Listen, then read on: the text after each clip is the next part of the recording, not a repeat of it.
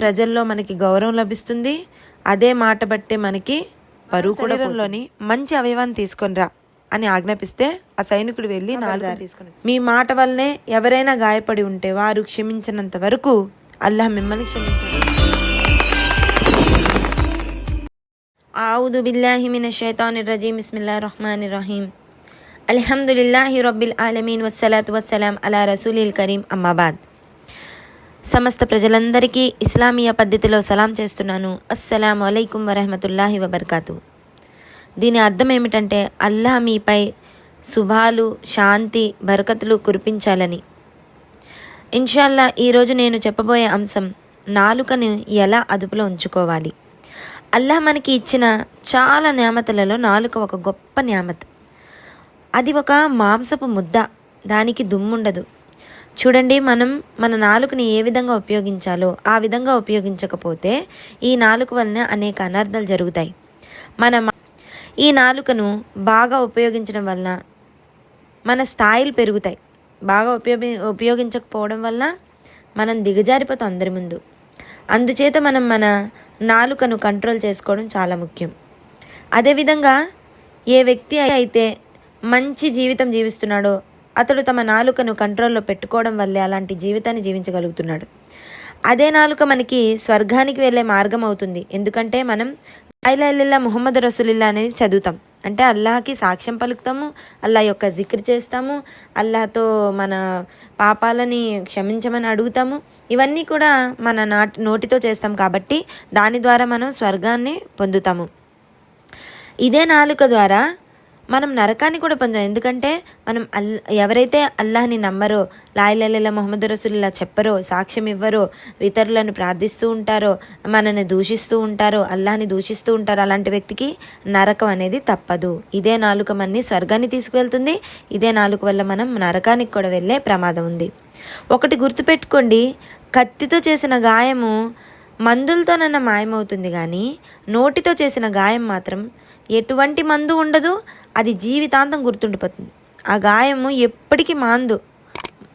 అందుకనే మనం ఏదైనా మాట్లాడేటప్పుడు చాలా 1-2 సార్లు ఆలోచించి కానీ ఎవరిని ఒక మాట అనకూడదు.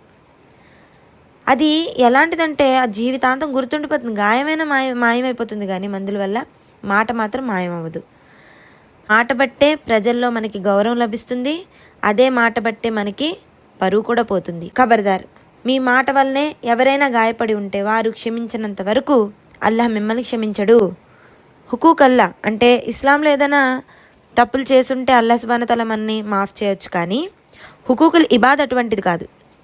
అది ఏ వ్యక్తిని మీరు మాటలతో బాధ పెట్టారో ఆ వ్యక్తిని మళ్ళీ మీరు క్షమాపణ అడిగి ఆ వ్యక్తి మిమ్మల్ని క్షమించే వరకు అల్లాహ్ మిమ్మల్ని క్షమించడు. హుకూకుల్లో ఎంత ఇంపార్టెంటో హుకూకుల్ ఇబాద్ కూడా అంతే ఇంపార్టెంట్. ఈ పాపము ఒకవేళ ఆ వ్యక్తి క్షమించకపోతే కనుక ఈ పాపం ఖయామత్ తీర్పు దినం వరకు కొనసాగుతుంది. కనుక ప్రతి ఒక్కరూ ఎవరి మనసునైనా నొప్పించి ఉంటే వారితో క్షమాపణ అడగండి. నాలుక చాలా మంచిది, అదే నాలుక చాలా చెడ్డది కూడా. ఫర్ ఎగ్జాంపుల్ చూడండి, ఒక రాజు తన సైనికుడితో చెప్తున్నారు, ఒక మానవ శరీరంలోని మంచి అవయవాన్ని తీసుకొనిరా అని ఆజ్ఞాపిస్తే ఆ సైనికుడు వెళ్ళి నాలుకను తీసుకొని వచ్చాడు. మళ్ళీ ఆజ్ఞాపించాడు, శరీరంలోని చెడు అవయవాన్ని తీసుకొనిరా అని ఆజ్ఞాపిస్తే ఆ సైనికుడు మళ్ళీ నాలుకనే తీసుకొని వచ్చాడు. ఇక్కడ మనం అర్థం చేసుకోవాలి, ఈ నాలుకని ఎంత మంచిగా మీరు వాడితే అది మీకు స్వర్గంకి వెళ్ళే మార్గం అవుతుంది. అదే మీరు ఇదే నాలుకని చెడ్డగా వాడినట్లయితే మీరు నరకానికి బలైపోతారు. జాగ్రత్త. నాలుకను మంచి పద్ధతిలో వాడడం వల్ల ప్రపంచం మరియు ఆఖిరత్ కూడా బాగుంటాయి మనవి. అల్లాహ్ సుబ్హానహు తఆలా ఖురాన్లో సూరా అహ్జాబ్ ఆయత్ నంబర్ 70లో ఈ విధంగా తెలియజేస్తున్నారు, ఓ విశ్వాసులారా, అల్లాహ్ యందు భయభక్తులు కలిగి ఉండండి మరియు మీరు మాట్లాడినప్పుడు యుక్తమైన మాటలే మాట్లాడండి. ఏమంటున్నారు అల్లాహ్ సుబ్హానహు తఆలా? ఓ విశ్వాసులారా, అల్లాహ్ని విశ్వసించే వ్యక్తులకు చెప్తున్నారు, భయభక్తులు కలిగి ఉండండి, తర్వాత మీరు మాట్లాడేటప్పుడు మంచి మాట మాట్లాడండి. అల్లాహ్ క్లియర్గా ఖురాన్లో చెప్తున్నారు. ఈ మాట్లాడే మాట కూడా మనం ఎలా మాట్లాడుతున్నాము, ఎలా మాట్లాడాలనేది ప్రతిదీ కూడా ఖురాన్లో రాసిపెట్టి ఉంది. ఏ వ్యక్తి అయితే ఇతరులతో మంచిగా మాట్లాడతాడో అటువంటి వ్యక్తి యొక్క పాపాలు క్షమించబడతాయి దునియాలోని అతని పనులు కూడా చక్కబడిపోతాయంట. ఇప్పుడు మనం చాలా ఇబ్బందుల్లో ఉంటాము, బేజారులో ఉంటాము, పాపాల్లో మునిగిపోయి ఉంటాము. ఒకవేళ ఆ మనిషి ఇతరులతోటి మంచిగా మాట్లాడితేనట తోబా చేయకుండా అల్లా సుబ్హానహు వ తఆలా క్షమిస్తాడు మన పాపాలని కొన్ని. అంతేకాకుండా మన ప్రపంచం మీద మన పనులన్నీ చక్కబెట్టేస్తాడంట. చూడండి, ఆప్ సల్లల్లాహు అలైహి వసల్లం వారు ఈ విధంగా తెలియజేస్తున్నారు ఒక హదీస్లో, ఏ వ్యక్తి అయితే అల్లాహ్ మీద మరియు ఆఖిరత్ మీద నమ్మకం ఉంచుకుంటాడో అలాంటి వ్యక్తి మాట్లాడితే మంచి మాటే మాట్లాడతాడు, లేకపోతే మౌనంగా ఉంటాడు. చూడండి, 2 విషయాలు అదే విధంగా ఉన్నాయి.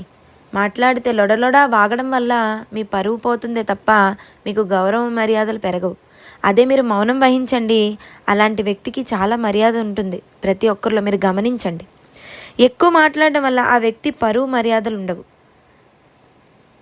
అంతేకాకుండా మౌనంగా ఉండే వ్యక్తిని అందరూ ఇష్టపడతారు. అతని నోటి ద్వారా ఎవరికి ఇబ్బంది కలగదు కాబట్టి అతనితో అందరూ మంచిగా ఉండాలనుకుంటారు. కానీ కొన్ని విషయాల్లోని, అన్ని విషయాలు అంటే ఇప్పుడు ఏదైనా సాక్ష్యం ఇవ్వాలి, ఏదైనా హక్కు మాట ఉంది, ఏదైనా మంచి మాట అది చెడుగా పోతుంది అన్నప్పుడు కూడా మీరు మౌనం వహించడం మంచిది కాదు. అల్లాహ్కి అది ఇష్టం ఉండదు. ఏదైనా సాక్ష్యం ఇవ్వాలి, హక్కు మాట చెప్పాలి, నిజం చెప్పాలి అన్నప్పుడు మాత్రం మీరు మాట్లాడాలి. అప్పుడు కూడా మౌనంగా ఉంటే అల్లాహ్కి ఇష్టం ఉండదు. మరొక హదీస్లో ఆప్ సల్లల్లాహు అలైహి వసల్లం వారు ఇలా తెలియజేస్తున్నారు, ఎక్కడైనా చెడు జరుగుతుండగా మీరు చూసినట్లయితే మీ చేతితో ఆపండి, లేక నోటితో ఆపండి, లేక మనసులో చెడుగా భావించి అక్కడి నుంచి వెళ్ళిపోండి. ఇది ఈమాన్లో చాలా చిన్న దర్జాట. చూసారా ఏమన్నారు అల్లాహ్ సుబ్హానహు వ తఆలా? మీకు వీలైతే చేతితో ఆపండి లేదా నోటితో ఆపండి. నోటితో ఆపడం వల్ల, ఇప్పుడు చేతితో ఆపలేకపోయారు, మీరు నోటితో ఆపారనుకోండి, మీ మాట ద్వారా ఆ వ్యక్తి మారొచ్చు. అంటే ఇదే నాలుక వల్ల అవతల వ్యక్తికి కూడా మంచి జరగచ్చు. అందుచేత నోటితో ఆపండి. లేదు అప్పటికి మీరు ఏమి చేయలేకపోయారంటే అక్కడ నుంచి చెడుగా భావించి వెళ్ళిపోవాలి. అది ఈమాన్లోని చిన్న దర్జా అనమాట. ఒక వ్యక్తి అందరినీ నవ్విస్తూ ఉంటాడు. అతను అందరినీ నవ్వించడంలోనే సంతోషపడుతూ ఉంటాడు. అయితే నవ్వించడానికి మాటలన్నీ అయిపోతే అతను ఏం చేస్తాడు? ఈడేం చేశాడు, ఆడేం చేశాడు, అక్కడ ఇలా జరిగింది, ఇక్కడ ఇలా జరిగింది అని చెప్పేసి ఆలివి మాటలు తెచ్చి చొగిలి గీబత్ చేస్తూ ఉంటాడు, అంటే నవ్వించడం కోసం. అప్పుడు అతను ఏం చేస్తున్నాడు? ఒకళ్ళ గౌరవ మర్యాదల్ని నువ్వు ఎగతాళి చేస్తూ అందరిలో పెట్టి హేళన చేస్తున్నావు. అంటే నువ్వు ఎంత పెద్ద పాపానికి పాల్పడుతున్నావో ఒక్కసారి ఆలోచించుకోండి. ఏ టాపిక్ లేకపోతే ఏమొస్తుందో తెలుసా? ఈడిలా చేశాడు, అలా ఎలా చేశారు, ఇది అది అని చొగిలి గీబత్లోకి వెళ్ళిపోద్ది.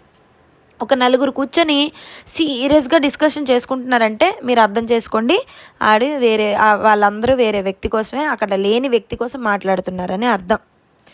ఇదే విషయం ప్రపంచం మొత్తం 100%కి 99% ఈ చొగిలి గీబత్లోనే మంచి ఎంజాయ్మెంట్ ఉందని చెప్పేసి అందులోనే మునిగిపోయి ఉన్నారు ప్రజలందరూ.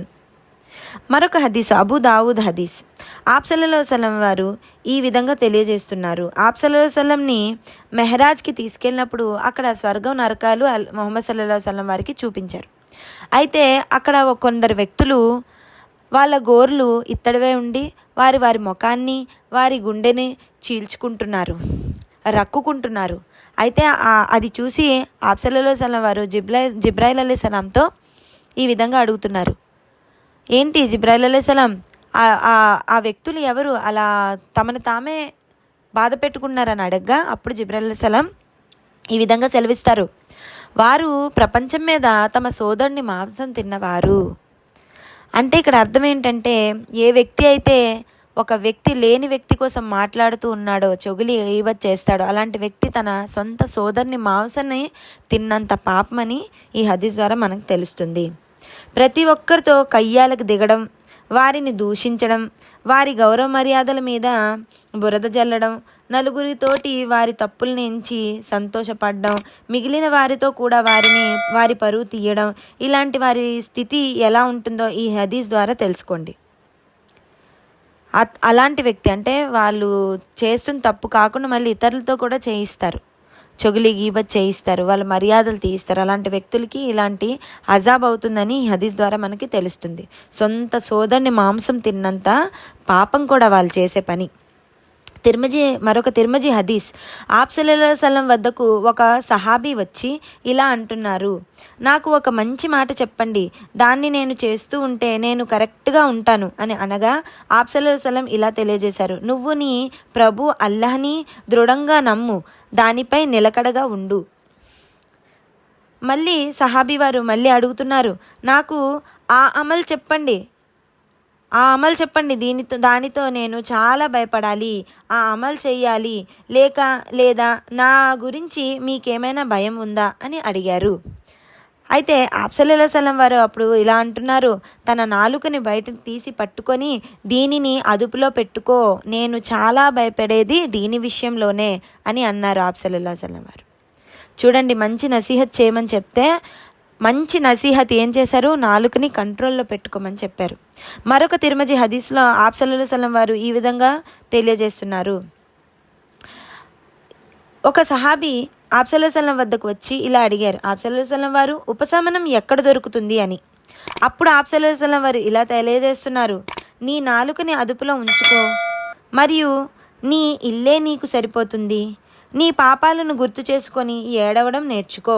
ఇక్కడ ఈ హదీస్లో 3 విషయాలు అల్లా సుబ్హానహు వ తఆలా ముహమ్మద్ సల్లల్లాహు అలైహి వసల్లం వారు 3 విషయాలను తెలియజేశారు. ఏమని? నీ నాలుకని కంట్రోల్లో ఉంచుకో అని చెప్పారు. మొదటి విషయంగా నాలుకనే కంట్రోల్లో ఉంచుకోమని చెప్పారు. మీరు ఎక్కువగా మీ ఇళ్లలోనే ఉండడానికి ట్రై చేయండి. ప్రతి ఒక్కరి ఇంటికి వెళ్ళి ప్రతిరోజు మాట్లాడడం వల్ల ఏమవుతారంటే మీరు అలసైపోతారు. ఆ మనుషులకి అన్ని మాటలు అయిపోయిన తర్వాత ఏం మాట్లాడుకోవాలో తెలియక ఇతరుల కోసం మాట్లాడతారు. వాళ్ళు లేని వ్యక్తి కోసం మాట్లాడడం మొదలు పెట్టేస్తారు. శైతాన్ అలా చేయిస్తుంది.